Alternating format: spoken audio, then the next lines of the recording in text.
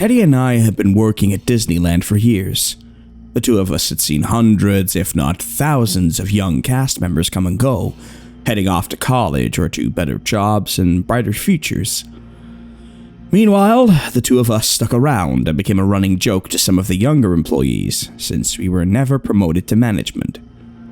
Most of the lower-level cast members were young, in their early 20s or late teens, and to them it was just a part-time gig, a way to raise money for college or to pass a bit of time until their real lives and careers began. But Teddy and I were lifers, and some would say, losers. Although I would never attach that label to myself willingly, I'd heard it whispered enough times to know it was what other people thought of us. We'd both been there for nearly 2 decades and had worked on pretty much every single attraction, but had never been deemed responsible enough to be promoted to supervisor status. Over all that time, I found out a lot of secrets about the place. Some things that are known to the public, but also some revelations that aren't talked about anywhere. Did you know that cast members who work as mascots have to wear communal underwear? Yeah, that's right. They all share the same underoos, and they get washed in between uses. At least in theory. Who knows what pervert came up with that idea? Or how about the fact that the skeletons on the Pirates of the Caribbean ride were originally constructed out of real bones? Despite the park's insistence that all of the bones were removed, a few still remain. Management lost track of which were real and which were fake, and they just left the real ones in there along with the imposters. But when you're up close, it's easy to tell them apart. The real ones are a little more yellow, and they're heavier than the plaster ones. There are plenty of morbid secrets like that. People scatter the ashes of their deceased loved ones in the park so frequently, we actually have a not-so-subtle code name for it. A white powder alert. The Haunted Mansion and Pirates of the Caribbean rides are the most common places, but it's done all over, and who knows how often people get away with it without us noticing. Code 101 means a ride is temporarily shut down, while Code V, or a protein spill, means that someone has vomited on a ride and it needs to be cleaned up. Those spills are often the cause of ride shutdowns rather than mechanical issues. Oh, and if you hear yourself or someone else being referred to as a treasured guest, it doesn't mean you're a VIP. It's actually our code word for saying you're being an asshole. There are stories of ghosts, some told by people who never believed in such things before witnessing them in the park. The specter of Walt Disney himself has been seen at times, outside Sleeping Beauty's castle just on the other side of the drawbridge.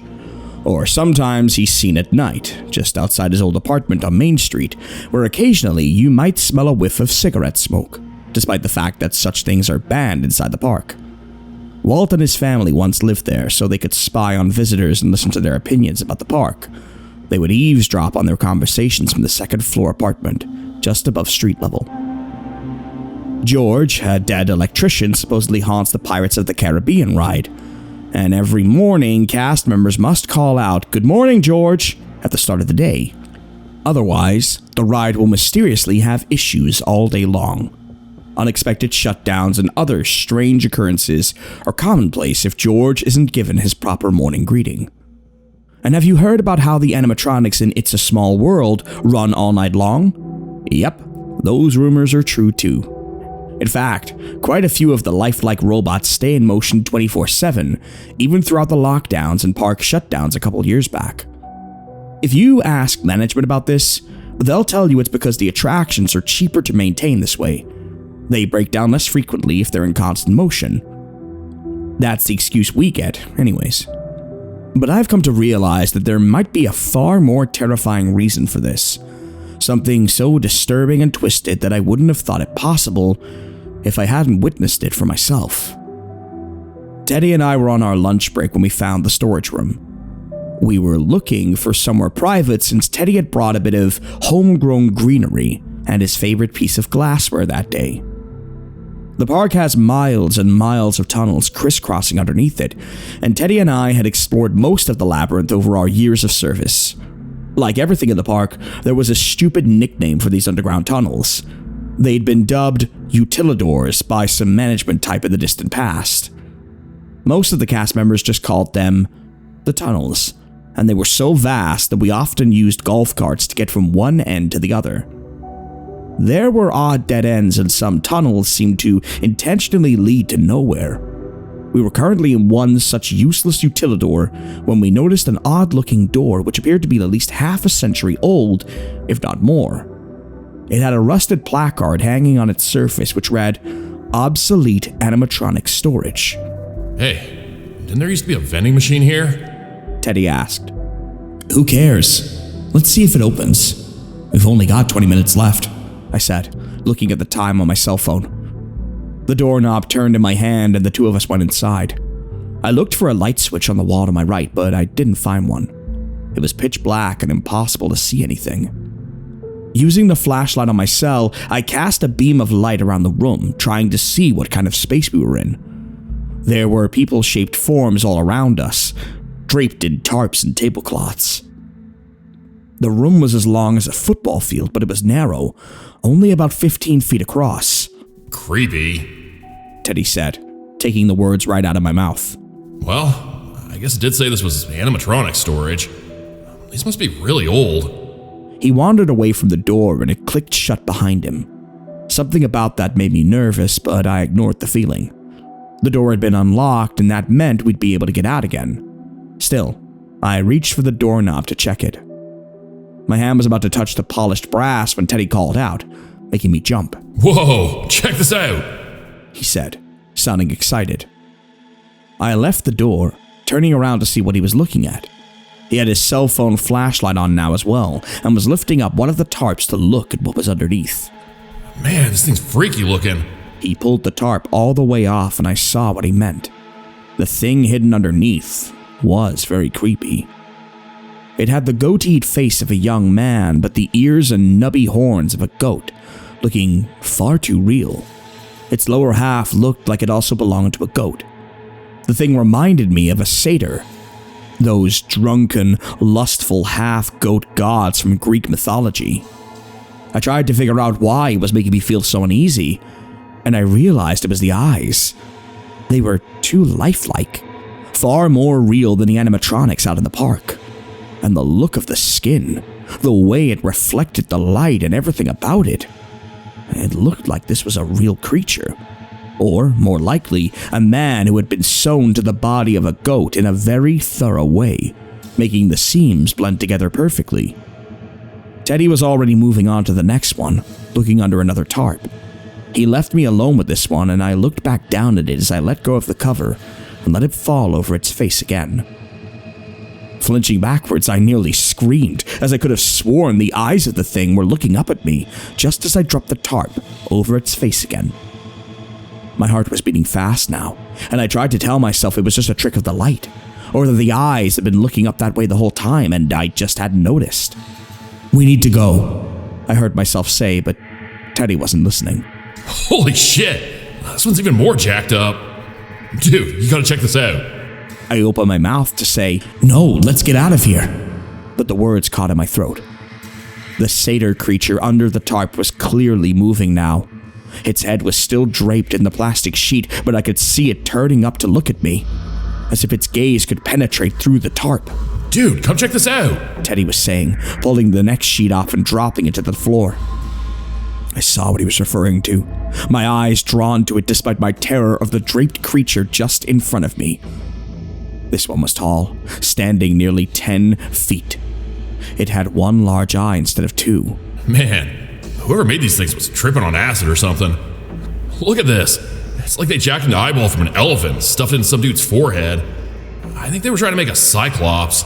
I could barely hear him, as now the thing in front of me wasn't the only figure in the room which was moving. To my left, the entire row of covered forms were beginning to stretch and turn, as if waking up from a very long sleep. Some were tall and some were short like the satyr thing on my right, but all of them were alive. I realized I was very cold all of a sudden, and breathed out to see my breath steaming in the air. A compressor groaned to life, and I saw a nearby vent cough out a frosty plume, as if something had been jammed or broken and was suddenly operating again. The temperature in the room began to plummet, and a second later I was freezing cold. the rushing air chilling the back of my neck. Finally, I was shocked out of my stupor and managed to get out a word. "Teddy," I croaked, but too late.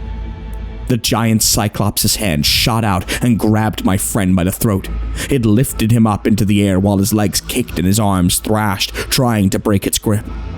He was choking and sputtering, flailing madly as he tried to free himself. The Cyclops held firmly onto his throat, and I heard the sounds of cartilage and bones being crushed. His spine popped and his head bent back at an impossible angle, his skull lolling backwards like a broken Pez dispenser. And then the giant dropped him to the concrete floor of the room, and his phone clattered and turned over, casting half the room in darkness again. I backed away, feeling like I was moving in slow motion but unable to go any quicker. Reaching back for the doorknob, it felt like the tunnel had grown by 100 feet. It was further away than could be possible. I kept backing up, taking slow, quiet steps. The figures were moving toward me now. All of them were closing the gap and slowly walking in my direction. Their forms were covered, draped in bedsheets, tarps, and tablecloths, as if this place had been thrown together in a hurry, hastily constructed to house these possessed animatronics or whatever these creatures were. Cold air was filling the room, making it even more difficult to move. My skin felt like it was being stabbed with pins and needles, the freezing wind going right through my summer clothing. There was a sound of tearing flesh and blood being spilled, and I looked to see several of the monsters were tearing the skin from Teddy's face, peeling it from the bones with some difficulty, like trying to open an underripe orange.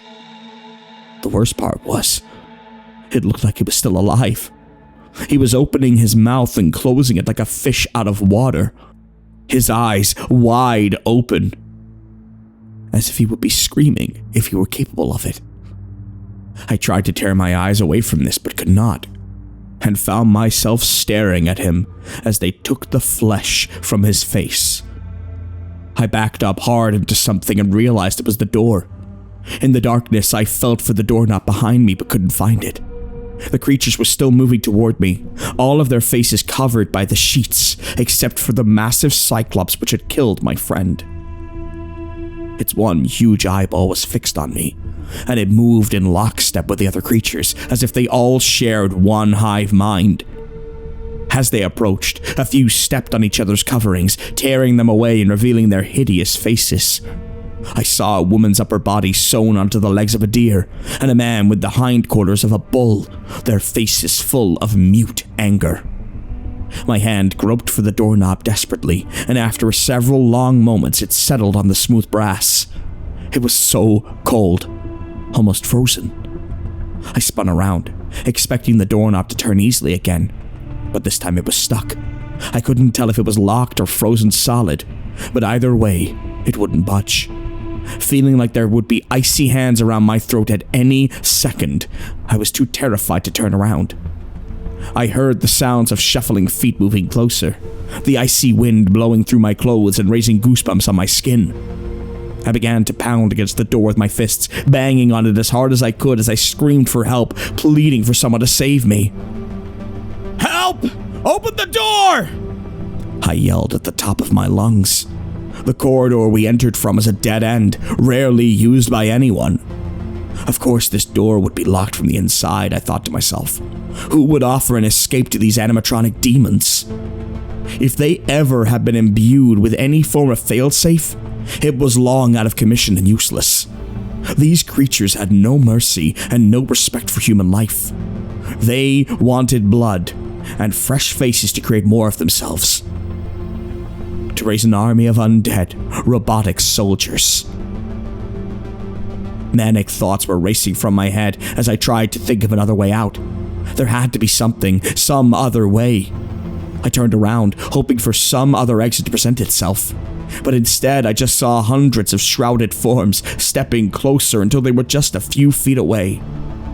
A gurgling, wheezing sound could be heard from behind them, and I realized it was the labored breaths of Teddy slowly dying. If I didn't find a way out, it would be me next. With one desperate move, I kicked out toward the head of the nearest shrouded figure, the satyr.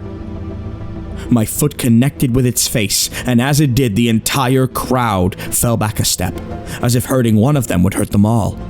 I lashed out with another blow, punching it in the gut, and the crowd took another wounded step backwards.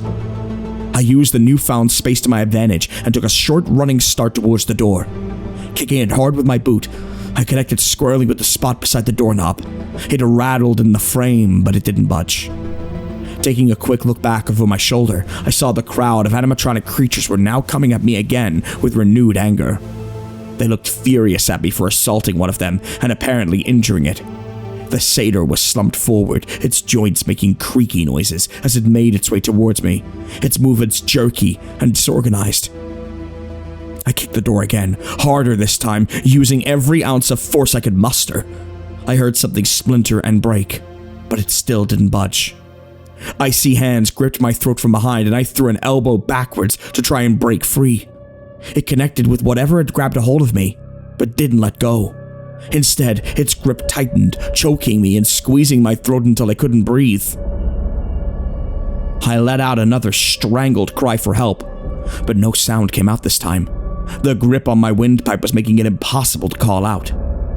My feet were going numb from the cold, which seemed to have intensified even more somehow. I hadn't thought it was possible to feel any colder, but realized whoever was controlling the temperature of this place was doing this on purpose. These things did not like the cold, and it put them into a state of hibernation. But for some reason, this place had been almost room temperature when we entered, bringing these creatures back to life.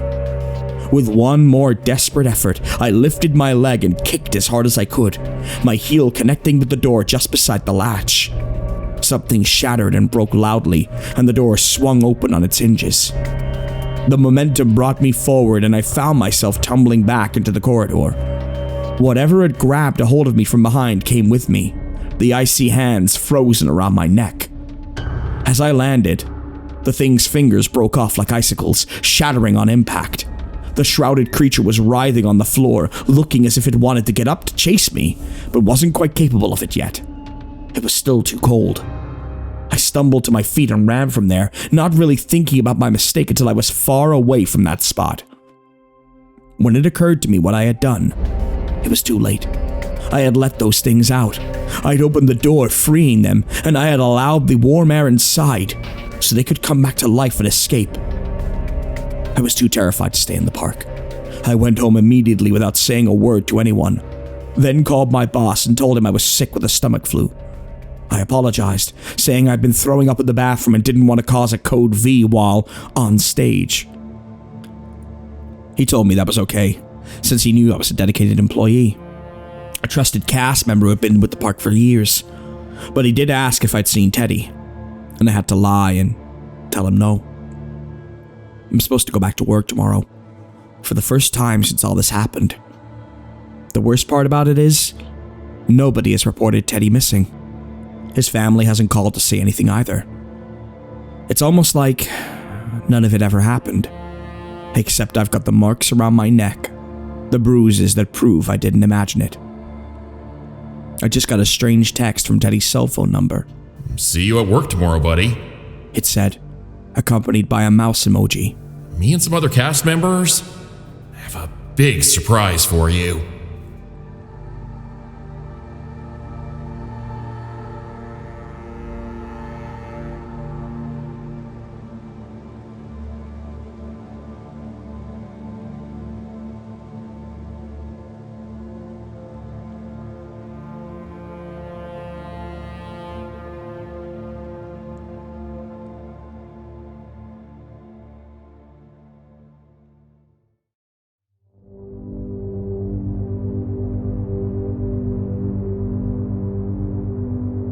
Most heartfelt greetings and salutations, ladies and gentlemen. I eagerly welcome you to Sturgeon's most premier station, Dusk Light Radio, hosted by yours truly, the effervescent, ethereal, and immersive Everett J. Blackwell. This amusingly macabre tale of animatronics was crafted by friend of the channel, JGrupe. Jordan is going to be featured here on the channel occasionally, both in voice work and on stories, and you can find his channel collaborated with ours. please go and show him some support over there, and on Patreon if you have the ability to do so. Dusklord gives thanks to our Purple Crayon Eaters, Creature Creations, Kid Kiriyama, Emma, Aiden, Becky Sinani, Rory Shamba, Camilla Roca, Oliver Yourface, Suds, PV69, Desert Bluffs, Justy Blue, Paul J. DeSena, Darkness Within, Christian Hatting, Calculi Zero, Mothman, Orphan Yuka, Okami-san, Ian Hancocks, Echo Kane, Gail Alstad, Alex, Candyman Gloving, Ashabel, Phi, Max, and Feeny Von Karma. Our janitors, Isabel Vladislaus, Mima, Razzie Berry Pie, Ryan Moore, Ressery Cardwell, Brianna Elliott, Darktail, Kenza, Oliver Topolugnatale, Alex Hansen, Allie, and a special shout out to someone joining the crew in Art Nightborn. Art spends his nights taking people around Sturgeon in his yellow cab. I guess Art needed extra money, especially in this economy. DJ Muffin, Shane Lewis, Ducks, Joy Flint Healy, Sabiel Eclipse, Death 31, Heather Cayley, Adrian R., Amy, Arkham Cookie, and Alex Nunez. Our Nightmare Detectives, Kikuhime 1202, Halo Davis, Mama Chewy, Melanie S., and Fox Clifford. Our Void Walkers, Domain S. Silvers, Rat Squash, and Professor Creepypasta. Now you will meet more of our new Blackwell family members in a future upload, but for now, let me run down the list of who we've got. Our new Blackwell members marching their way into town are Sabrina Blackwell, Biggie Blackwell, Aphrodite Blackwell, Wojciech Blackwell, Olivia Blackwell, and Mike Blackwell. You'll learn more about these fascinating new members of our family in an upload very, very soon. Then, of course, there is Great Uncle Ven Blackwell with his forbidden knowledge, Izzy Blackwell, our resident bug devourer, TJ Blackwell, who seems hell-bent on stealing the spot of our janitor supremo and his purple crayon stash, Delira Blackwell, our new resident physician and provider of pestilence pills and poultry, Adela Blackwell's firebending and illusions and grand waffling, Ethan Blackwell, abyssal fisher and repo lord, Jackal Blackwell, head chef and mystery meat purveyor, Clue Blackwell, the chrysalis of unknowable horrors, Tabitha Blackwell, void water baron and forever frenemy to our last entrant, Papa Kyle Blackwell, from his tower of bones, broth, and spines, preparing the outer gods to recognize his claim alongside his hobo queen and little inheritor of the bone throne, who is already 2.5. We love and fear you, Papa. We thank you humbly for your patronage and look to see you bright and early for Dusklord orientation. Purple crayons and existential dread will be provided. And one last time, listeners, close your eyes and breathe with me. Remember, no matter how bad things are, how cruel people can be, and how heavy your shoulders may feel with the weight of the world bearing down on them, Dusklord will always be here to lift the load and provide you with some respite. Drink some hot cocoa with chocolate sprinkles and fat marshmallows. Have all the Christmas candy you can manage, watch a video about liminal spaces and cryptid sightings, and sleep on the cool side of the pillow with the window open and the stars twinkling down on you. Start and end each day with kindness in your heart. You matter, you are loved, and every day is another chance.